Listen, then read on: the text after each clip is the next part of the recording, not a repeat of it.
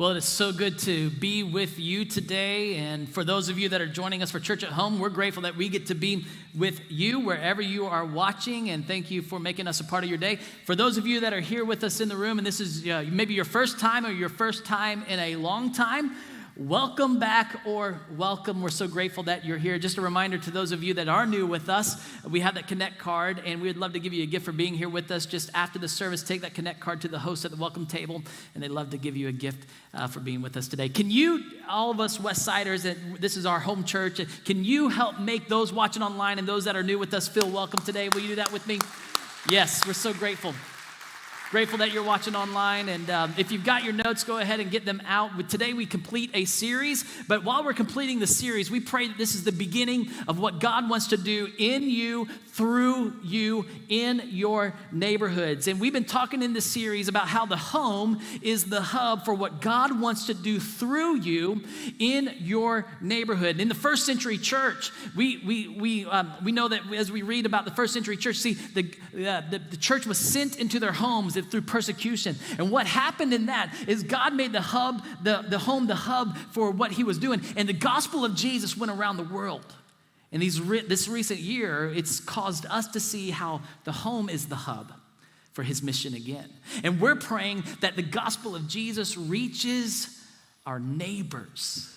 That's what we're praying, and we're seeing that in order to do this, we've been looking at this question and asking a question seriously. What would it look like to take Jesus seriously when he told us to love our neighbors as ourselves? And we're taking it seriously and asking it literally too. What would it look like to love our literal neighbors as ourselves have been loved by God? And this has led us to resolve this series' big idea that we're positioning ourselves. So look at this. We will be the neighbor positioned to bless. That we've looked at this and we've seen, hey, Jesus was the neighbor and he came into our world, positioned himself to bless us. That we will be the neighbor positioned to bless. That we, the church, will join Jesus on his mission to bless. Because this is what God has been up to. God has been on a mission since the beginning of time, since humanity broke our relationship with God, since humanity's sinful selfishness broke that relationship that we all have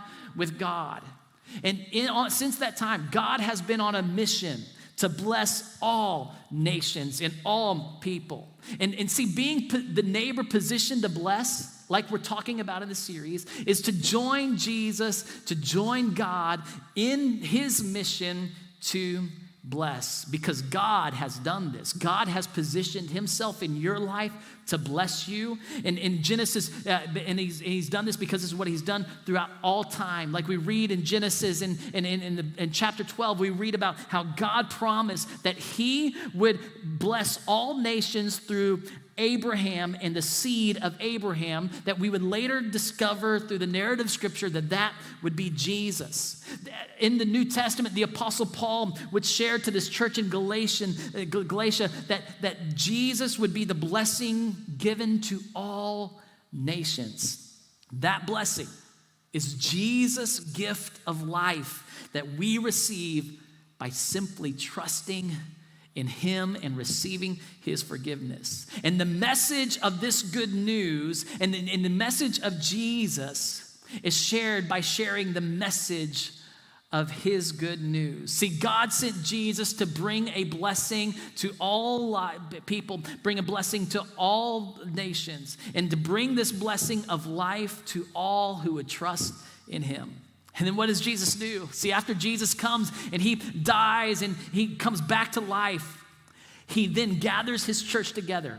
You and I, who put our trust in Jesus, we're this capital C church, and it's not just Westside Family Church. We're joining all the other churches, all the other believers, all those who have put their trust in Jesus. And he gathers us together, and he commands us to go and share this message of the good news so people can trust in him and have the life that he wants to give them. See, the church is Jesus' only plan to share the good news message of Jesus that will bless the world.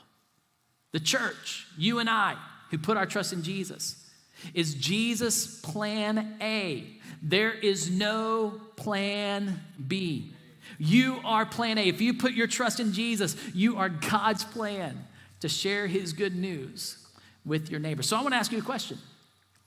Do you, and you need to be honest with yourself in this answering this question, do you want your neighbors to find life in Jesus? This is a question we've got to wrestle because the way we respond to this is everything. Do we really want our neighbors to find life in Jesus? Because if we do, we need to recognize that we are his plan A, that there is no other plan, that he positioned me in my neighborhood so I can be a voice and I can be a presence and I can be the neighbor positioned to join Jesus on his mission to bless my neighbor. See, Jesus tells you, he tells me, he tells every one of us who follow Jesus to go and make disciples. To receive Jesus' salvation is to receive this calling to go.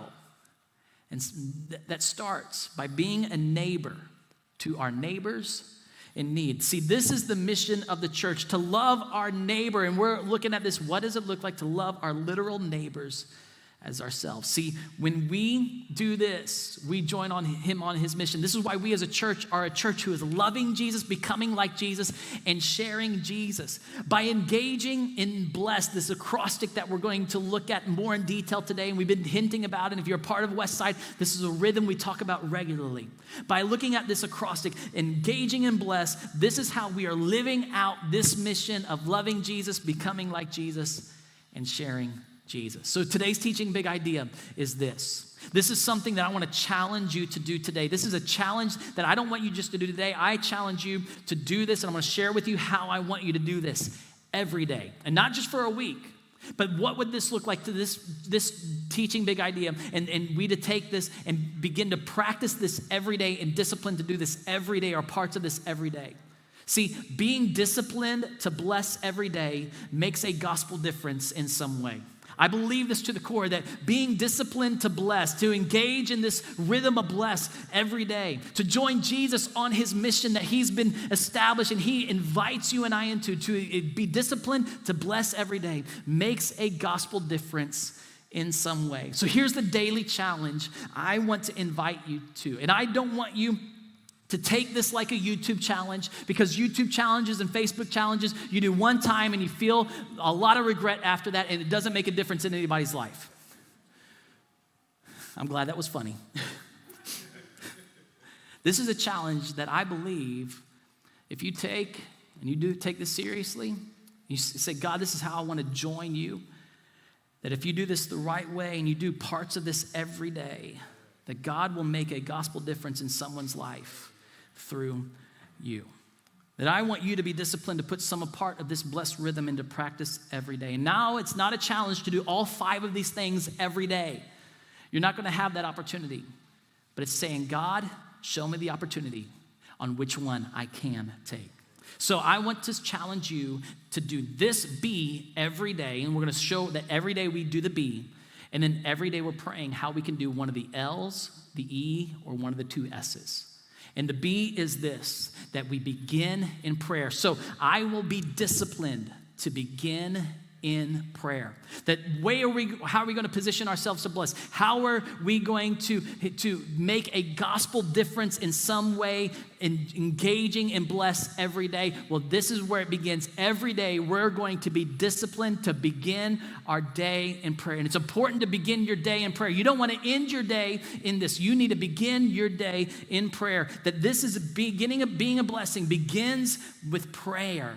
See, here is a prayer that I challenge you to pray every day. And before I tell you this, I want you to know that if you pray this every day, it's going to position you, guaranteed. I pray, I know without a shadow of doubt that this will position you to bless and make a difference in some way in someone's life for the gospel of Jesus to bring life to them.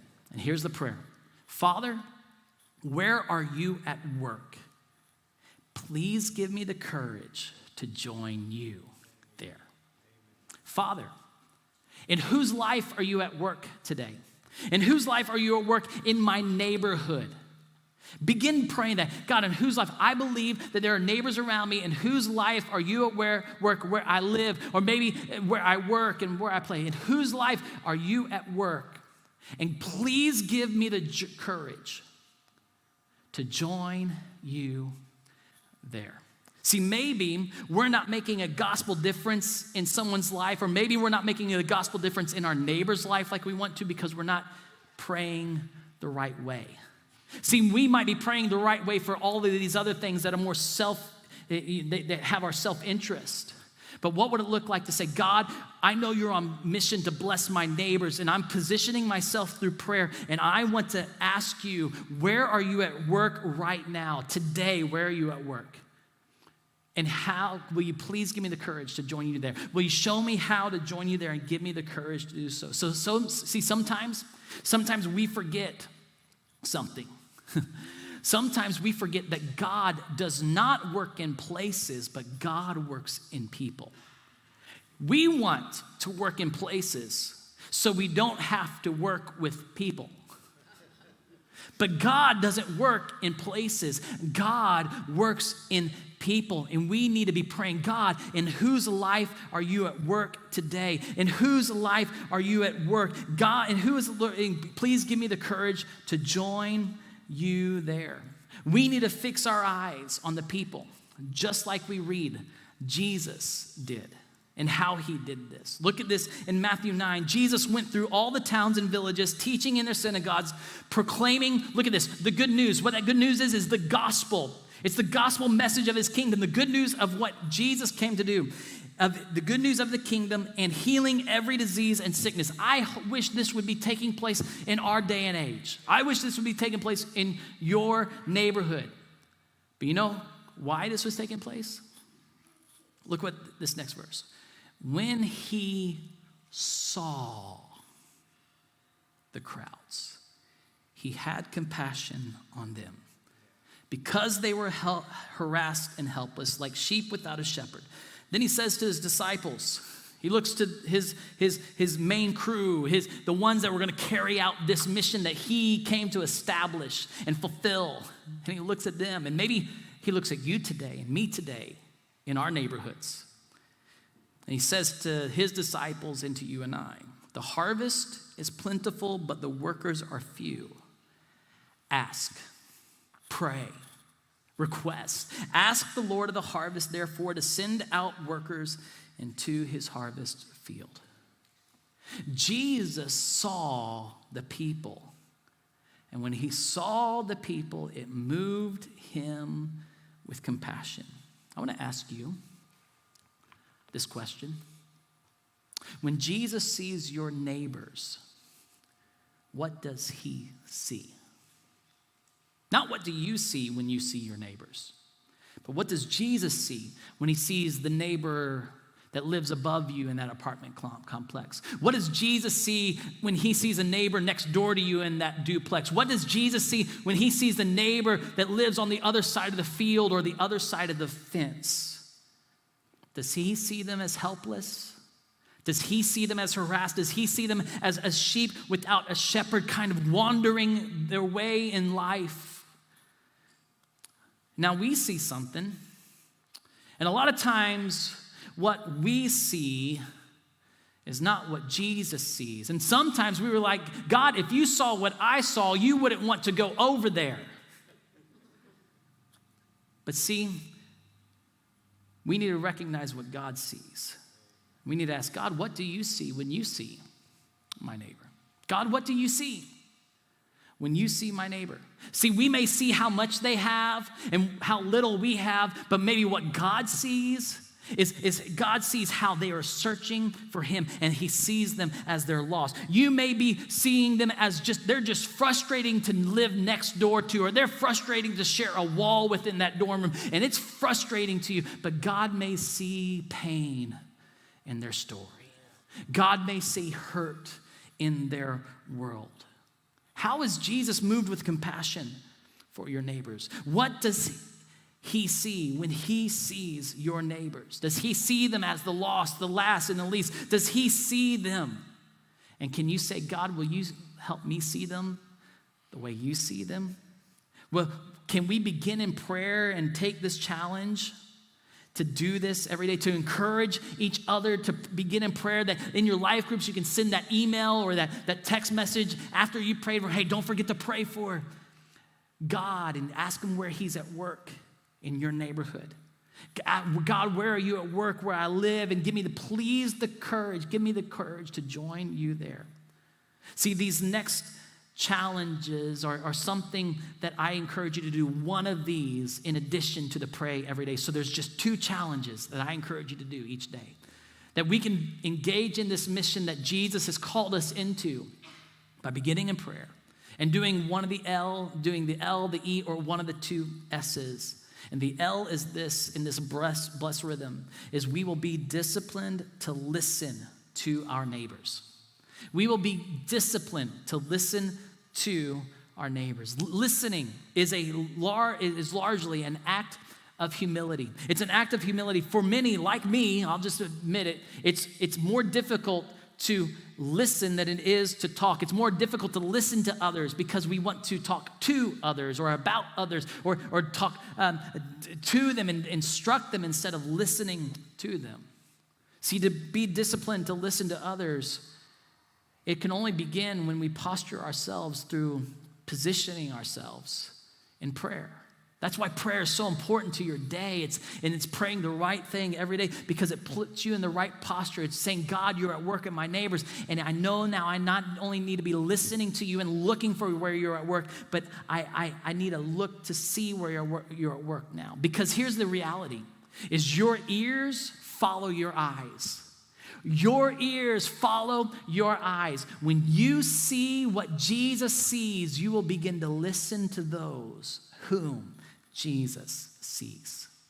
When you see the lost, the last, and the least like Jesus sees them, your ear's going to turn toward them.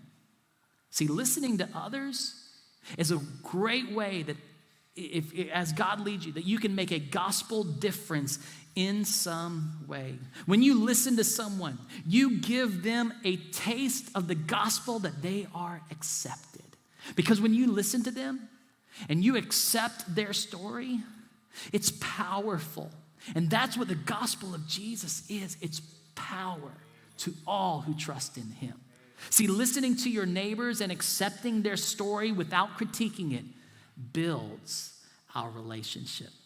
When you listen to your neighbors and they're telling a story about whatever they're telling you, and you ask them, so how did you get here? Or how did you come to that? Or whatever the case may be, you ask a question to get them to tell the story behind it or what they think. And all of a sudden, and you just accept that without critiquing their story. It builds that relationship because it builds trust. And this is exactly what Jesus did. See, the gospel of Jesus is that Jesus takes your story and accepts you as you are. He doesn't critique you, and he doesn't critique your past. He comes in and he covers your sin with his righteous life and his sacrificial love. He covers your story with his grace. And then he invites you into a relationship with him who is the author and the giver of life. See, listening to others positions you and I to make a gospel difference in someone's life. To be better at listening, we need to be better at asking questions, though, don't we? Instead of making statements, we need to ask questions. In the 4 Gospels, the Matthew, Mark, Luke, and John that we have, there are 307 times that it's recorded Jesus asking a question. Jesus asked a lot of questions because Jesus knew how to listen. Here's one of my favorite accounts of Jesus listening to the others. It's actually the morning after Jesus comes back to life, and I wish I could have been there in that moment, because this is the moment when everything that Jesus came on mission to do, it was kick-started and the engine was going. This was full-fledged in motion, that everything that Jesus came to do, the salvation of the world, was now in motion. Jesus just rose from the dead. This mission to give life to all people is now in full effect. The gospel message is now the power of salvation for all people who trust in Jesus. And here we find Jesus. He sees 2 of his disciples walking along the road, and he recognizes that they're having a bad day. And this is what he does. As they talked and discussed these things, the disciples that were walking along the road, Jesus himself came up and walked along with them, but they were kept from recognizing them. He asked them. He didn't show up and say, "Hey guys, it's me." he asked them, look at this. He asked them, what are you discussing together as you walk along? They stood still, their faces downcast. One of them, named Cleopas, asked him, are you the only one visiting Jerusalem who does not know the things that have happened there in these days? In other words, who are you and where are you from? Obviously, you're not from around you because all the headlines know what's going on. If you got any pulse and you live here in this area, you know that Jesus had died, he had been killed, and this is why we're all downcast. Jesus, the anticipation of this moment in my heart is great, and this is not what I expect Jesus to do next. What things? And then they begin to say, about Jesus of Nazareth, they replied. Jesus would then go on, and as we read how the story goes, Luke tells this story because he got this account from maybe Mark or Peter, and he tells this account, and he says, you know what, this is what Jesus did. Jesus began to be, he asked them another question, and he says, didn't you read that the Messiah needed to suffer and enter his glory? And then he would start with Moses, and he would start with Moses at the beginning of the Old Testament scripture that they were all familiar with, and he would share the gospel story throughout scriptures that pointed to Jesus himself. And later, these disciples would be at a meal with Jesus. Jesus would break bread, and all of a sudden, what they didn't recognize before, they would see Jesus, and they would recognize we were with him, and they would look at each other, and they would say to each other, did our hearts not burn within us?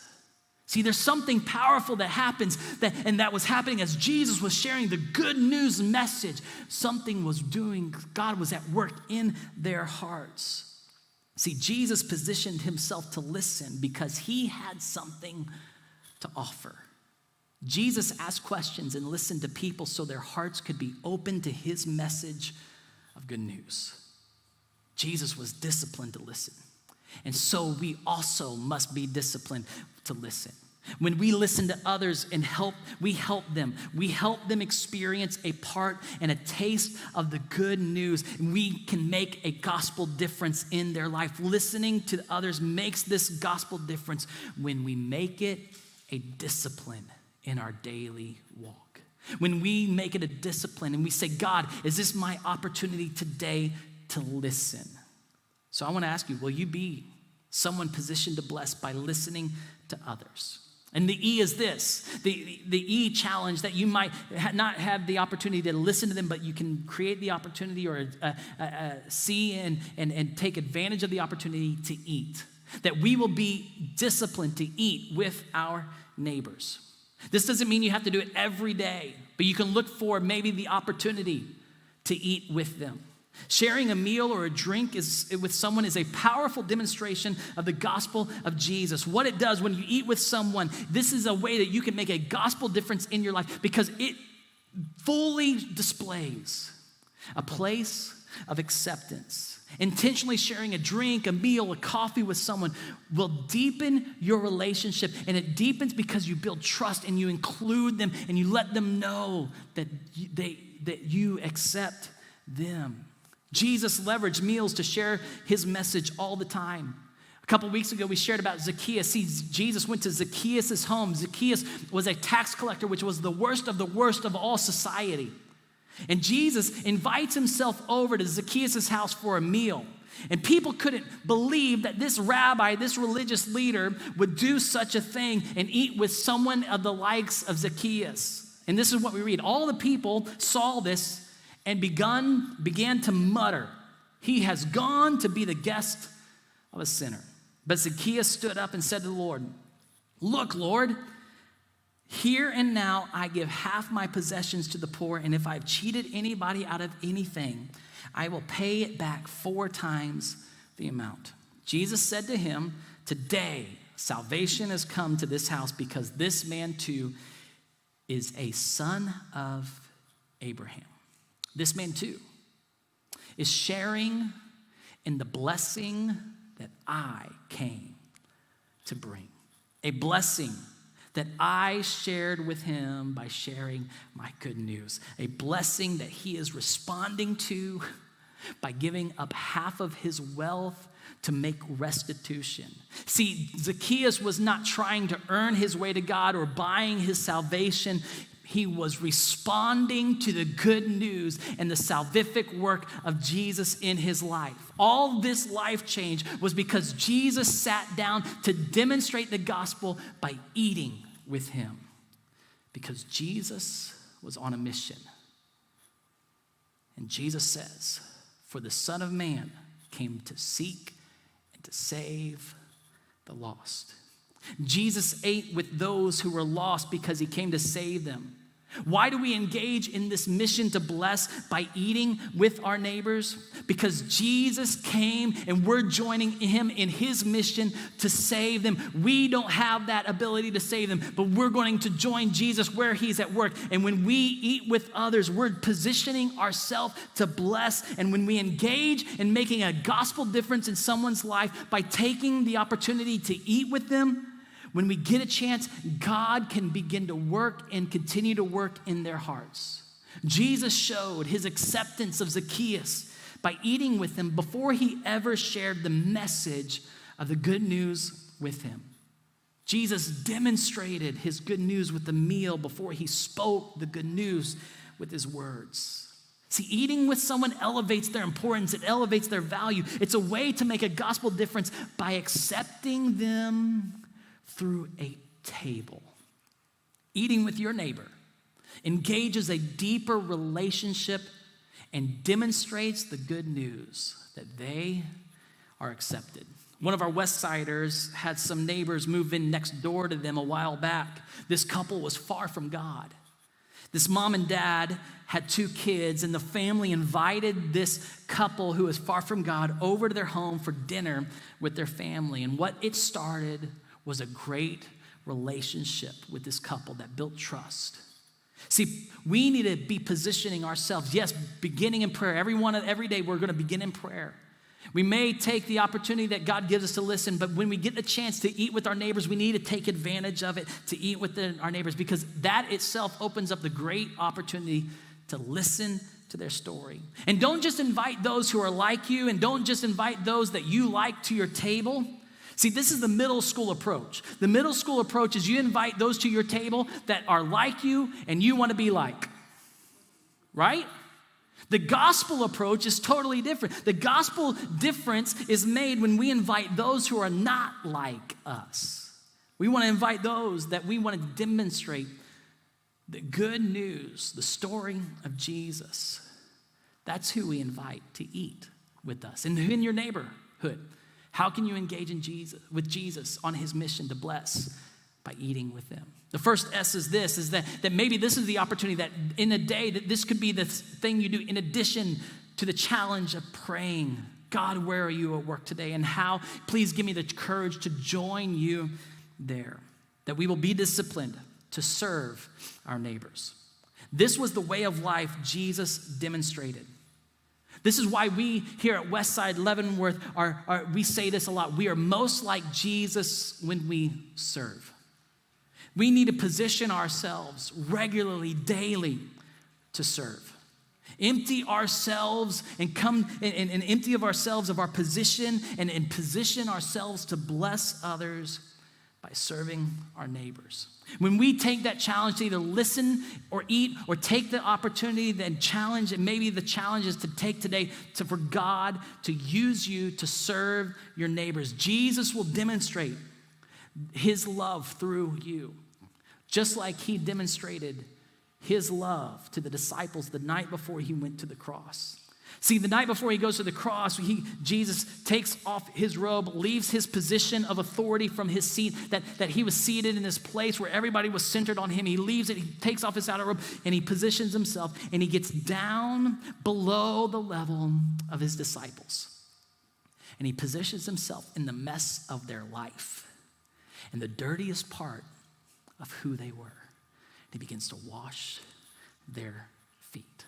After he washes and engages in their mess of their life by washing their feet, he puts his clothes back on and assumes his position in a seat where the teacher would sit. And this is what Jesus would say. Now that I, your Lord and teacher, have washed your feet, you also should consider. No. You also should wash one another's feet. You also should leave your position, get down below their level, and engage the mess of each other's lives and wash one another's feet. I, he would say, have set an example that you should do as I have done for you. We also must serve others in the mess of their lives. There are neighbors around you whose lives are messy, and I know you don't want to get their mess on you. That's why we create a lot of spaces. We don't want their mess to get into our world, and we want to keep a little bit of a distance. But Jesus gets into the mess of our lives, and he says, as I have served you, I want you to position yourself to serve. See, we like to do things that are less messy.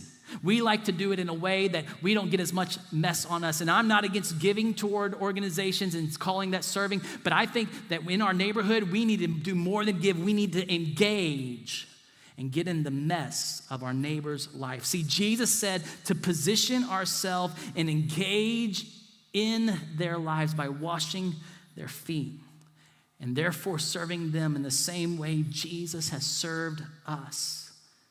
We serve them the same way Jesus has served you. And in the sea, we need to recognize we're not called to fix their problems. We can't do that. But we can join them in their mess just like Jesus joined himself in our mess. And what he did for us is he became the solution to our problem of salvation. We're not that solution, but what we can do is we can engage them and we can point to the solution that they need in Jesus. Jesus set the example for us that we need to live out with our neighbors. We serve our neighbors because Jesus has served us. There is no other reason and no other why behind what we do than that Jesus has done this for us, therefore we do this for others. Jesus served us in the mess of our sin, and so we must serve others in their mess. I loved hearing the story of what one of our Westsiders did recently. This Westsider had a client come into the office, and this person heard about the circumstance that this client was in, that life was difficult and it was a messy situation and just a difficult time in life and just complicated. You ever have one of those moments? It's just complicated. Well, the Westsider made a decision in that moment while serving this client to fix a meal for the client and delivered it to that client the next day. See, this was not just a professional difference that this person was wanting to make. This person wanted to make a gospel difference and began to serve that client in that person's need. See, in this, we are taking this daily challenge to, yes, begin with prayer. That's the daily challenge. God, where are you at work where I live? And please give me the courage to join you there. And which one of these can we step into to listen to our neighbors, to eat with our neighbors? Maybe it's the challenge of the day is you got a Sunday that you can serve a neighbor. Maybe that's where God is leading you, but you're letting him lead you. And the challenge is not just to begin in prayer, but it's to engage in one of these others on an everyday basis. It could be as you just in a flyby in 2 minutes of your day, but you engage in the challenge to do this. See, these disciplines will hopefully set us up to share the story of Jesus by sharing our story. See, that last S is the story. It's Jesus' story. So we will be disciplined to share parts of our Jesus story. The best way to share the story of Jesus is by sharing our story in bite-sized pieces. You don't have to share the whole thing. It would take you days to share the whole thing with someone. They would lose interest and get bored. But you can share bite-sized pieces in bite-sized times. Being disciplined to do this and to share part of our Jesus story of what Jesus has done for us is a great way that we can make a gospel difference in someone's life. That as we're listening, eating, and serving, and we find that opportunity to share with someone That how Jesus has accepted us when we were lost. That when we hear somebody trying to earn their way to God or trying to be perfect for God, or they say, you know what, I can't wait, I'll come to church, but I need to get my act cleaned up. You can just say, you know what, I used to think that way too. But I remember how freeing it was to realize that God didn't need me to clean up before I showed up. That's the gospel. It took me 30 seconds to share that with them. See, we can share how we discovered we didn't have to earn salvation by working for it, but we received it through his forgiveness and trusting in his perfect work on the cross through his perfect life. We can share how we discovered peace in a moment, in a situation or a circumstance that they are in, and how God brought us peace. And it was because of the work that Jesus did in our life that we can trust him. We can share how when we are in circumstances that maybe compared to them, that we don't diminish their experience, but we say, you know what, I've got hope that when I've been through something like that God gave me the strength because of his grace to make it through. And I know that God can do the same for you if you trust in him. See, these are parts of our Jesus story, and we can pray for them in those moments. We can pray for them when we get to understand their mess. And each week we have an opportunity to make a gospel difference in the lives of the people around us if we'll start with prayer and take the challenge to engage in that and do one of these and be disciplined to do it. And it only takes a couple minutes. It only takes a couple minutes when that opportunity arises to have the courage to share a bite-sized part of your Jesus story. This is what Paul would say. See, faith consequently comes by hearing the message, and the message is heard through the word about Christ. Yes, this means the scripture and the story of God through the scriptures that we have, but just as importantly, it's through your message about Jesus that you share as you share this. See, the good news message of Jesus builds people's trust in Jesus, and your story contains that good news message of what Jesus has done for you. So I want to ask you, will you take this challenge? Will you take this challenge to begin each day in prayer, asking God, where are you at work? And please give me the courage to join you there. I want to invite you. There's a website called blesseveryhome.com. I've signed up for it. I want you to take a challenge to do this and sign up for it today. You can go to blesseveryhome.com and sign in if you've got to log in. If you don't, sign up. Recognize that you or identify that you're part of Westside Leavenworth. And the neat thing is you can see all the other people that are blessing all the homes. They email you however many neighbors you want to pray for. They email you 5 or however many you want to pray for today. And I pray for 200 neighbors of our neighbors. And it emails me the names of those that are public record. And I pray for 5 of them every day. And it gives me a prayer that I can pray for them. I invite you to take this challenge with me and do this. The second thing I invite you to do is to be on mission at home to bless your neighbors. Will you do this? Will you be on mission at home to bless your neighbors? That if this is what you're going to do, that you're going to take this challenge, and I'm not going to consider this, but I'm going to say this is a must for me. Will you do this? And if so, I want you to go to westsideleavenworth.com/on-mission or mission@home/mission at home. Let us know that you're taking this challenge. And if you would like to join me in what we call a blessed group, or it's a learning community, we're going to learn how to take this deeper and make this a part of our daily life. I invite you to do that with us. Will you do that? Let me know that you're doing that. And will you join us? Because what could God do? Yes, the gospel of Jesus went around the world when the first century disciples joined Jesus on the mission at home. What could God do in our neighborhoods if we joined him on mission at home? Father, thank you for sending Jesus to fulfill the mission of restoring all who trust in you in a relationship into a relationship with you. God, may we join you on that mission by engaging and bless in your name. Amen.